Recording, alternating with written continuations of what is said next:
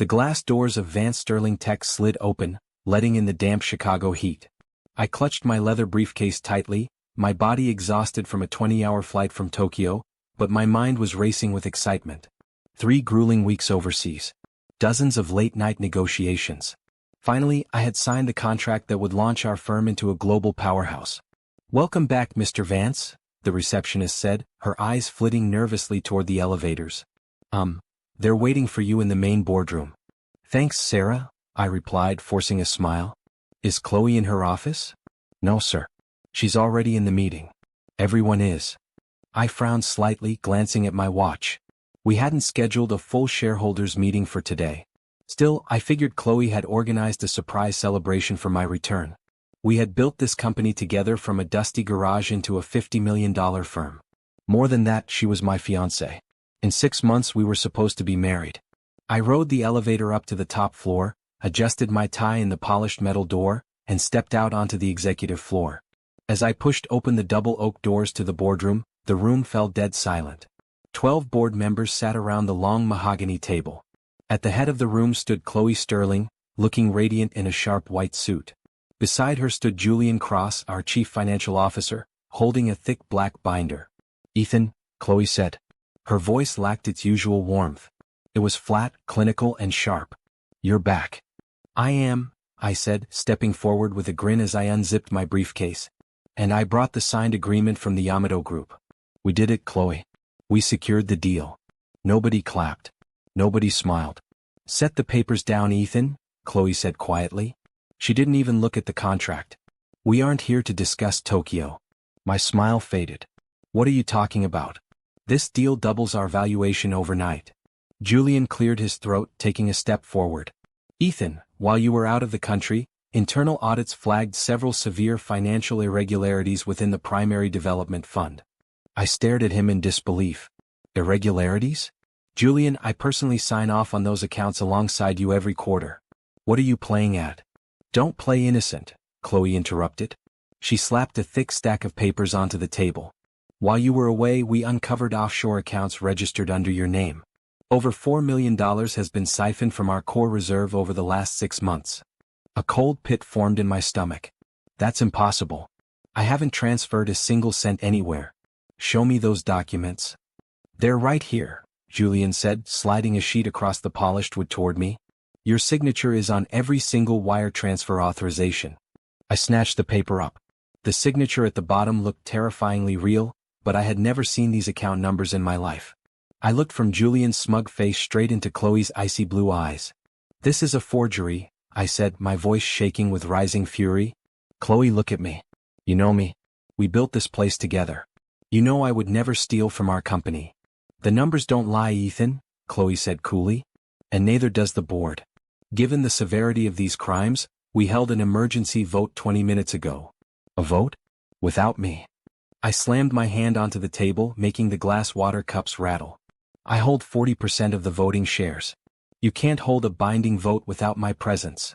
Under Section 4B of our corporate charter, a partner accused of active felony fraud against the firm has their voting rights temporarily suspended pending board review, Julian chimed in, adjusting his glasses.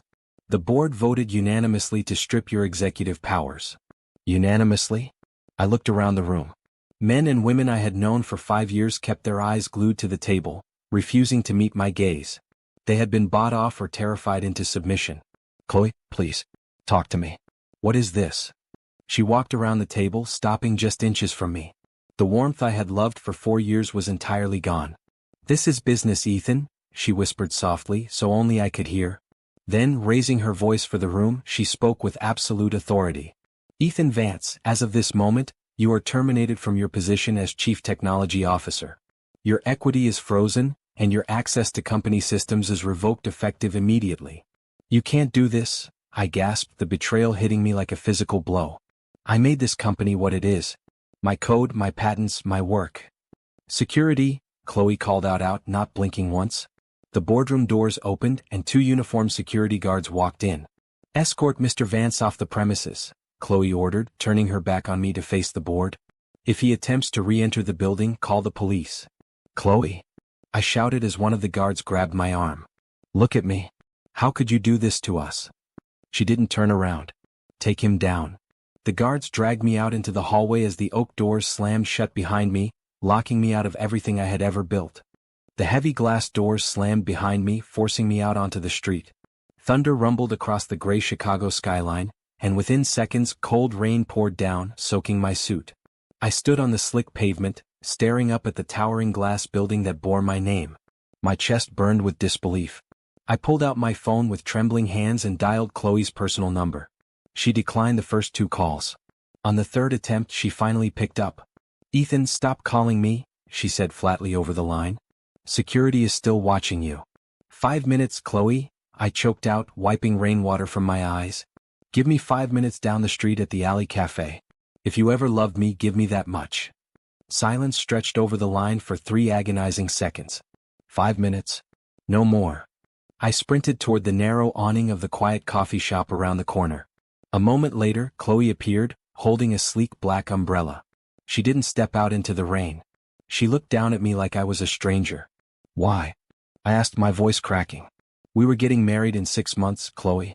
We built Vance-Sterling from nothing. How could you frame me?" Chloe tilted her head, her face completely emotionless. "Oh, Ethan. You really are hopeless, aren't you? Answer me." I stepped closer, but she didn't flinch. "There was never an use, Ethan," she said softly, her words cutting deeper than the freezing wind. "Our entire relationship was strategic. I needed your brilliant code, your patents, and your technical credibility to build this firm. You gave us everything we needed to grow." I stared at her, feeling as though the air had been kicked from my lungs. You used me? The engagement, the promises, all of it?" "You served your purpose," she replied coldly. "Now the company needs capital and absolute leadership, not your soft moral compass. Julian and I have bigger plans for this business, and you were becoming an obstacle. You forged my signature, Chloe. That's a federal crime. Good luck proving that without access to our servers," she sneered, checking her gold wristwatch. "Your 5 minutes are up. Don't come back to the building, Ethan. I've already filed a restraining order." She turned on her heel and walked away into the rain, leaving me completely shattered. I stumbled back to my apartment building 3 blocks away, completely numb. I pulled out my keycard and tapped it against the lobby scanner. The sensor flashed red and beeped aggressively. "Mr. Vance?" the building manager called out from behind the front desk. He looked uncomfortable, refusing to look me in the eye. "Miss Sterling had your lease terminated an hour ago. She owns the deed to the apartment, remember?" "My stuff," I choked out. "My personal belongings." "They're right here," he said, pointing to 3 cardboard boxes sitting by the service entrance. "I'm sorry, Ethan. I'm just following orders." I hauled the damp cardboard boxes out to my car, tossed them into the back seat and sat behind the wheel. The storm battered the windshield. I buried my face in my hands and let out a breathless, painful sob. Everything was gone. My career, my life's work, my reputation, and the woman I loved. Suddenly, my phone buzzed in my pocket. I wiped my face hastily, expecting another threat from Chloe's lawyers. The screen displayed a private number. I answered it guardedly. "Hello? Ethan? Is that you?" A hushed, sharp female voice whispered through the speaker. "Maya?" I recognized the voice immediately. It was Maya Lin, our firm's head legal counsel. "Why are you calling me from a private line? Did Chloe send you to deliver the legal papers?" "No, Ethan, keep your voice down," Maya hissed, the background noise suggesting she was hiding in a stairwell. "I'm using a burner phone. I saw what happened in the boardroom. It was a setup." "I know it was a setup," I said bitterly. "She wiped me out, Maya. She took 40% of my voting rights using a fake audit." "Listen to me carefully," Maya said, her tone urgent. "Chloe and Julian think they have absolute control now, but they made a huge mistake. They rushed the vote because they're terrified." "Terrified of what?" "They have the board in their pockets." "Not all of it," Maya replied quickly. "They told the board that you own 40% and Chloe owns 60%, right?" "Yes. That's how we structured the initial merger." "It's a lie, Ethan," Maya revealed. "Chloe doesn't own 60%. Her estranged father, Marcus Sterling, holds 25% of those original shares in a private trust. Chloe only manages his voting proxy because he's severely ill." My heart skipped a beat. "Marcus? I thought he cut all ties with her years ago." "He did," Maya confirmed. "Chloe has been hiding how sick he is so she could keep using his proxy vote. If Marcus revokes that proxy, Chloe loses her majority instantly. Julian and Chloe forged those financial documents to kick you out before you could ever talk to her father. Where is Marcus now? I asked, gripping the steering wheel tight as a spark of hope flared in my chest. He's staying at St. Jude's private care facility on the north side, Maya answered. Chloe keeps him isolated, but he's still alive. If you can convince him of what his daughter is doing, you can fight back. Maya, why are you helping me? Because you built this company on real work, Ethan, Maya said softly. Chloe and Julian are going to destroy it with greed. Don't let them win. Go see Marcus. The call disconnected, leaving me alone in the dark car. The rain was still falling, but for the first time today I didn't feel cold. I turned the key in the ignition. The rain had eased into a dull mist by the time I pulled up to St. Jude's private care facility. The building sat hidden behind heavy iron gates on the city's outskirts, feeling more like a private fortress than a hospital. I gripped my briefcase tightly as I pushed through the front doors, my heart hammering against my ribs. A middle-aged woman in a white coat blocked my path near the quiet reception lounge. Her badge read Dr. Evelyn Reed. "Can I help you, young man?" she asked, her sharp brown eyes analyzing my rumpled suit and damp hair. Visiting hours ended at 6. "I need to see Marcus Sterling," I said, keeping my voice low but firm. "My name is Ethan Vance." Dr. Reed's eyes narrowed instantly. "Ethan Vance? The co-founder of Vance-Sterling Tech?" "Yes," I replied. "I need just 10 minutes with him, Dr. Reed. Please." Miss Sterling left strict instructions that her father is to have no unscheduled visitors, Dr. Reed said coldly, folding her arms. "Especially not disgruntled former partners." "She lied to you," I urged, stepping closer. "Chloe isn't protecting him. She's hiding him so she can misuse his voting proxy. She stripped my executive rights today using forged documents. If you care about Marcus's well-being or his legacy, you need to let me speak to him." Dr. Reed studied my expression for a long, silent moment. "Marcus is very sick, Mr. Vance. His heart is failing. He doesn't need political stress." "I'm not here to yell or beg," I promised. "I just want to show him the truth." She sighed, stepping aside with a slight nod. 10 minutes. If his heart monitor spikes, I am throwing you out myself." "Thank you," I breathed. She led me down a quiet, carpeted hallway to room 402. Inside, a frail elderly man sat in a motorized armchair near the window, staring out at the foggy garden. Tubes connected him to a softly humming monitor. "Marcus," Dr. Reed spoke softly. "You have a visitor. This is Ethan Vance." The old man turned his head slowly. His face was pale and weathered, but his pale blue eyes, the exact same color as Chloe's, were strikingly alert. "Ethan Vance," Marcus rasped, his voice thin and dry. "The boy who wrote the core algorithms. Chloe talks about you, though usually with far less respect than you deserve." "Mr. Sterling," I said, walking over and standing beside his chair. "I wish we were meeting under better circumstances." "Sit down, son," Marcus gestured toward a wooden chair. "Evelyn, give us a moment, please." Dr. Reed hesitated, then nodded and closed the door behind her. I pulled my chair closer. "I'll get straight to the point, sir. Chloe and Julian Cross framed me for embezzling $4 million this morning. They used a fraudulent audit to fire me and seize control." Marcus didn't look shocked. He merely let out a long, wheezing breath. "She finally did it, didn't she? I knew her ambition would turn into venom eventually. She's using your 25% voting proxy to maintain a false majority on the board," I continued, opening my briefcase to extract the true financial records Maya had leaked to me. "She's cutting corners, burning client trust, and driving our engineers into the ground. Look at these numbers, Marcus. This isn't innovation. It's a cash grab before the whole structure collapses." Marcus took the papers, his thin hands trembling slightly as he scanned the ledgers. "She told me the company was thriving under her sole command. She told me you were lazy, incompetent, and greedy." "I loved this company, Marcus," I said softly, looking him straight in the eye. "And I loved your daughter. I spent 4 years building Vance-Sterling on transparency and real technological breakthroughs. I didn't care about the money or the corner office. I cared about doing something that mattered." "And Chloe?" Marcus asked, his voice filled with a painful, quiet grief. "What did she care about?" "Power," I answered honestly. "She told me to my face today that I was just a tool to be discarded once the foundation was built." Marcus leaned his head back against the cushion, closing his eyes. "I raised a monster. When her mother died, I poured money and control into her hands, thinking it would make her feel secure. Instead, it made her hollow. I don't expect you to save my job, Marcus, I said quietly. I just wanted you to know that the company bearing your name is being turned into a fraud scheme. The old man opened his eyes, a sudden, fierce fire burning in them. Do you know why I retained my 25% stake, Ethan? Chloe said it was just a formality, I replied. Chloe is an idiot, Marcus growled softly. When we drafted the original charter, I inserted a specific clause. Section 9A.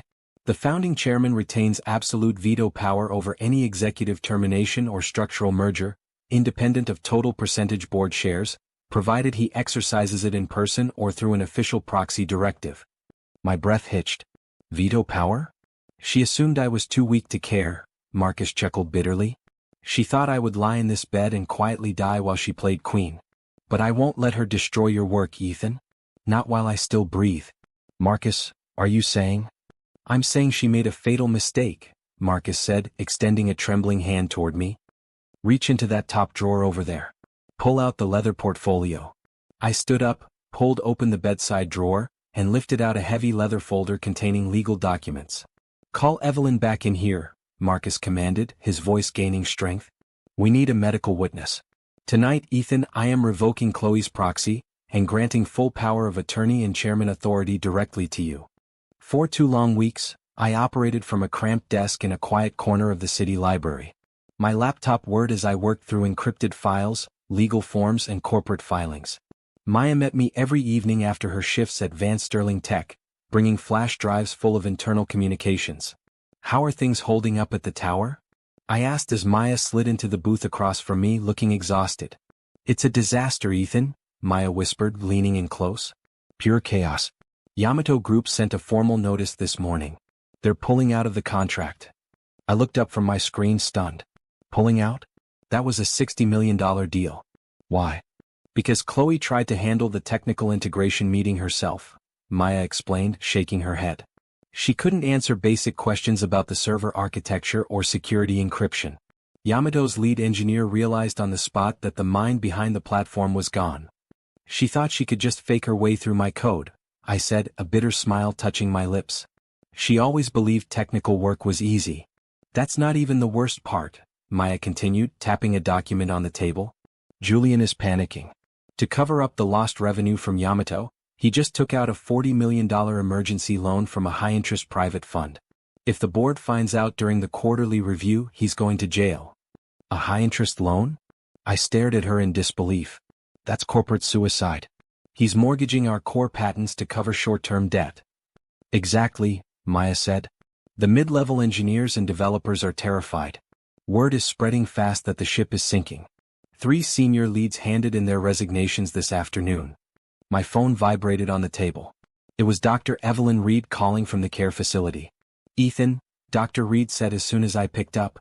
You need to come to St. Jude's right now. Marcus is awake and the notary is here. I'm on my way, I said, closing my laptop instantly. I turned to Maya. How much time do we have before Chloe tries to finalize her power grab? She called an emergency board meeting for tomorrow morning at 9, Maya answered quickly. She wants to pass a vote that liquidates your remaining equity and converts the company into a private entity under her full control. She knows the quarterly losses will leak next week, so she's trying to lock everything down now. Then tomorrow morning is when we strike, I replied, feeling a cold, steady resolve settle into my chest. Keep your head down until 9 a.m. tomorrow, Maya. Count on it, she said, offering a tight, supportive smile. Let's bring them down. 20 minutes later, I walked into Marcus's room at St. Jude's. The old man sat upright in his bed, looking tired but sharper than ever. A notary in a dark suit stood beside his bedside table, stamping a stack of legal documents. You're right on time, Ethan, Marcus said, his dry voice firm. Sign here. I stepped up to the table, taking the pen from the notary. Are you absolutely sure about this, Marcus? I have never been surer of anything in my life, Marcus replied, looking me dead in the eye. Chloe turned my life's work into a playground for her arrogance. She thinks she can discard people like trash when they no longer serve her. It's time she learned that actions have consequences. I leaned over and signed my name on the lines marked designated representative and proxy holder. Done, the notary declared, applying a heavy gold seal to the bottom of the master directive. Mr. Ethan Vance is now officially invested with full voting rights, veto power, and legal authority for all shares held within the Sterling family trust. Marcus let out a long breath and sank back into his pillows. There. You now hold 35% of the total company stock outright, plus my irrevocable chairman veto. Thank you, Marcus, I said softly, holding the stamped binder in my hands. I won't let them ruin what we built. Don't thank me yet, son, Marcus said with a faint smirk. Tomorrow morning you walk into that boardroom and take back what is yours. Do not show Chloe any mercy. She won't expect you, and she certainly won't expect this. She thinks I'm broken, I said, remembering the cold rain outside my apartment 2 weeks ago. She thinks I have nothing left. Let her keep thinking that until you open those doors, Marcus advised, his eyes flashing with residual fire. Julian is a coward who will fold the moment he faces real legal consequences. Chloe is proud, which means she will fight until the ground crumbles beneath her feet. Use her pride against her. I will, I promised. I left the facility and drove back to my small temporary hotel room. Sitting on the edge of the bed, I carefully organized the legal directives, the financial audit records Maya had gathered, and the signed power of attorney documents into my leather briefcase. I looked at my reflection in the dark window pane. The naive, overly trusting co-founder who had landed in Chicago 2 weeks ago was gone. In his place stood a man who was ready to reclaim his legacy. I checked my watch. 8 hours until the 9 a.m. shareholders meeting. Enjoy your last night in charge, Chloe, I muttered to the quiet room, snapping my briefcase shut. Tomorrow the bill comes due. I adjusted my dark suit, staring at the polished elevator doors as they rose toward the top floor. Maya stood beside me, clutching a thick leather folder, while Dr. Evelyn Reed held a tablet connected to a secure live feed. Are you ready for this, Ethan? Maya whispered, her eyes glowing with anticipation. I've been ready for 2 weeks, I replied, my voice steady and cold. Let's finish it. When the elevator doors parted, the executive floor was completely quiet. We marched down the hallway and pushed through the heavy oak doors of the main boardroom. Chloe sat at the head of the long mahogany table, pen in hand, surrounded by the 12 board members. Julian stood right beside her, pointing at an open document. And with this final signature, Chloe announced loudly, we officially liquidate Ethan Vance's remaining equity and complete the corporate restructuring. Hold that thought, Chloe, I said, stepping boldly into the room. The boardroom went deathly silent. Chloe gasped, dropping her pen as her face drained of color. Julian practically jumped backward, clutching his chest. Ethan? Chloe sputtered, her shock quickly twisting into pure fury. How dare you step foot back in this building? I have a restraining order against you. She slammed her palm on the table. Security? Get in here right now and throw this criminal out. 2 guards rushed into the room, but Maya stepped directly between them, raising a legal document. Touch him and you'll be named in a federal lawsuit, Maya declared sharply. I am Maya Lin, head legal counsel for Vance-Sterling Tech. I am serving official notice that this meeting is illegal and non-binding. Maya, what is the meaning of this treason? Julian shouted, his sweat-glistening forehead betraying his panic. You work for us. I work for the company, Julian, not for thieves, Maya snapped back. This is ridiculous. Chloe sneered, standing up and glaring at me. You have no standing here, Ethan. You were stripped of your voting rights. You own nothing. That's where you're wrong, I said calmly, opening my briefcase. I don't just speak for myself today. I speak for the chairman. Dr. Reed stepped forward and set the tablet in the center of the mahogany table, turning the screen toward the board members. Marcus Sterling's face appeared on the live video stream, sitting upright in his hospital room, wearing a sharp suit jacket over his medical gown. Father? Chloe whispered, her eyes widening in genuine terror. What is this? Hello, Chloe, Marcus said, his gravelly voice projecting clearly through the speakers. You look surprised to see me alive and coherent. Mr. Sterling, Julian stammered, frantically adjusting his glasses. Sir, you shouldn't be stressing yourself with company affairs in your fragile state. Silence, Julian. Marcus barked, his eyes flashing with authority. I have sat in a bed listening to your lies for over a year while you and my daughter stripped this company down to its bones. Father, Ethan has manipulated you. Chloe pleaded, her confident demeanor instantly shattering. He stole millions from our core accounts. We have the audit right here. The audit is a forgery and you know it, I interrupted, tossing a thick folder onto the center of the table. Maya and I uncovered the real paper trail. You and Julian siphoned $4 million into offshore shell accounts to frame me, then took out a predatory $40 million emergency loan to cover the Yamato deal disaster. Gasps echoed across the board members.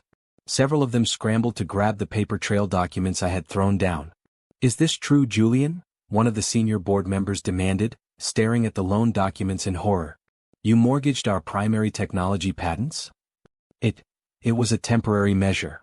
Julian stammered, backed against the wall. "Chloe authorized it." "I authorized nothing." Chloe screeched, turning on Julian instantly. "You handled the finances." "Enough." Marcus's voice boomed over the speaker, cutting through the chaos. "As founding chairman, I am enacting Section 9A of the original corporate charter."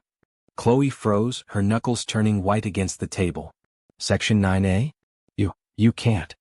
Section 9A grants the founding chairman absolute veto power over any executive action, board vote, or termination, I stated clearly, pulling the signed, stamped proxy directive from my jacket. "And last night, Marcus Sterling revoked your voting proxy and named me his sole legal representative." "He's lying."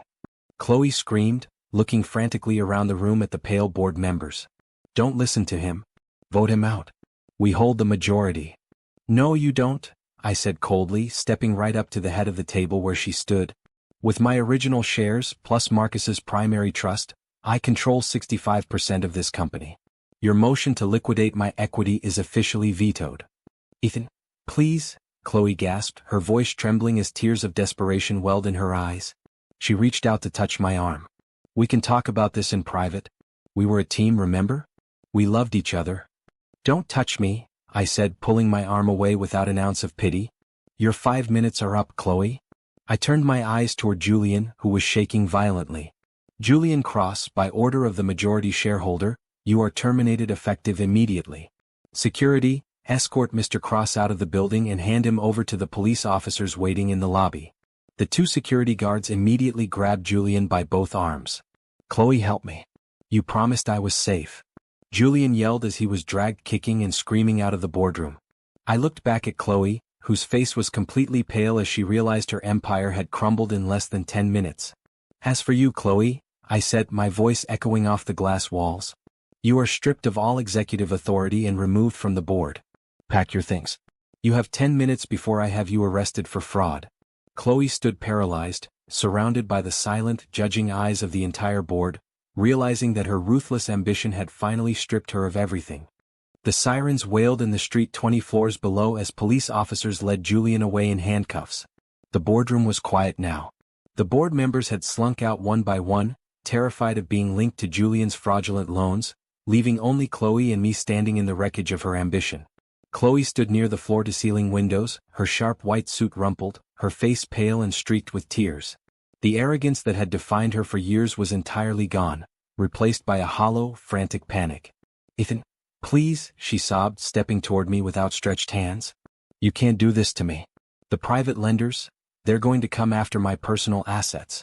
I signed personal guarantees for those shell company accounts."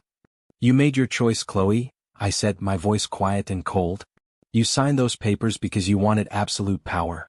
Now you have to face the consequences." "I was stupid," she cried out, taking another step closer. "Julian manipulated me. He convinced me that you were going to push me out first. I was just trying to protect myself." "Don't blame Julian," I replied, looking her dead in the eye. "I stood right here 2 weeks ago in the rain, Chloe. I asked you if you ever loved me. Do you remember what you told me?" Chloe choked back a wave of tears, unable to answer. "You told me I was just a tool," I continued, the memory no longer causing me pain, only a deep, grounding clarity. "You said there was never an US. You threw me away the second you thought you didn't need my code anymore." "I lied," she begged, grabbing the lapels of my suit jacket, her hands trembling violently. "I was scared, Ethan. I was terrified of living in my father's shadow. I love you. I've always loved you. We can fix this together. We can rebuild Vance-Sterling side by side, just like we used to." I reached down and calmly, firmly unclasped her fingers from my jacket, stepping back out of her reach. "You don't love me, Chloe," I said softly. "You love control. And now you've lost it." "Ethan, please," she screamed as I turned my back on her. "I have nowhere to go. I have millions in debt. My father won't even look at me." "You should have thought about that before you forged my signature," I said without turning around. "Security will escort you out in 5 minutes. If you are still in this building after that, I will have the police arrest you alongside Julian. I pushed open the heavy oak doors and walked out down the hallway, leaving her desperate sobbing echoing against the glass walls. 3 months passed in a blur of relentless work and reconstruction. With Maya leading our legal restructuring and my technical team returning to work with renewed passion, we stabilized our core platforms. We rebranded the company as Vance Innovation Systems, wiping away the dark shadow of Chloe's corporate betrayal. We renegotiated the international agreement with Yamato Group, closing a $50 million deal on our own terms. On a warm autumn afternoon, I drove out to St. Jude's private care facility. I walked down the quiet carpeted hallway to room 402, holding a copy of our new quarterly earnings report. Dr. Evelyn Reed met me outside the door, offering a gentle, solemn smile. "He's been waiting for you, Ethan." I stepped into the room. Marcus sat in his armchair, looking frail, but his eyes were peaceful as he looked out at the falling autumn leaves. "Ethan," Marcus rasped, a faint smile touching his lips. "How are the numbers looking?" "We cleared $40 million in revenue this quarter, Marcus," I said, sitting beside him and handing him the printed sheet. "The team is stable. The technology is safe. Your legacy is intact." Marcus took the paper, holding it in his liver-spotted hands. He looked at it for a long moment, then let out a slow, content sigh. "You did good, son," Marcus whispered, closing his eyes. "You built something honest. My daughter. She never understood that real strength comes from integrity, not control." "She brought it on herself, Marcus," I said quietly. "I offered her a chance to walk away, but her debts consumed everything." "Karma is a patient judge, Ethan," Marcus murmured softly. "I can rest easy now knowing the firm is in your hands." 2 days later, Vance-Sterling passed away peacefully in his sleep. I attended his small, quiet service alongside Dr. Reed and Maya, honoring the man who had given me the key to reclamation. Now, I stand in my executive office on the top floor of Vance Innovation Systems. The rain taps gently against the glass, reflecting the glowing lights of the Chicago skyline below. My phone buzzes on my mahogany desk. Maya steps into the office holding a leather folder. "The board just ratified the new employee profit-sharing plan, Ethan," Maya said with a bright smile. Everyone's celebrating downstairs. "Thank you, Maya," I replied, turning away from the window to smile at her. "For everything. I couldn't have saved this place without you." "You saved it yourself, Ethan," she said softly, setting the file down. "Are you coming down to join us?" "In a minute," I said. "I'll be right there." She nodded and closed the door, leaving me alone with my thoughts. I looked down at my hands.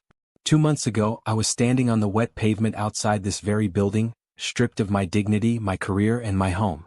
I thought my life was over. I thought betrayal had destroyed me. Pathways don't end when people betray you, they just force you to walk in a better direction. Losing everything taught me who I truly was. It stripped away my naivety and gave me the iron resolve to build an empire on my own terms. I took a deep breath, adjusted my tie, and walked out into the bright, buzzing hallway, ready to embrace the future I had earned.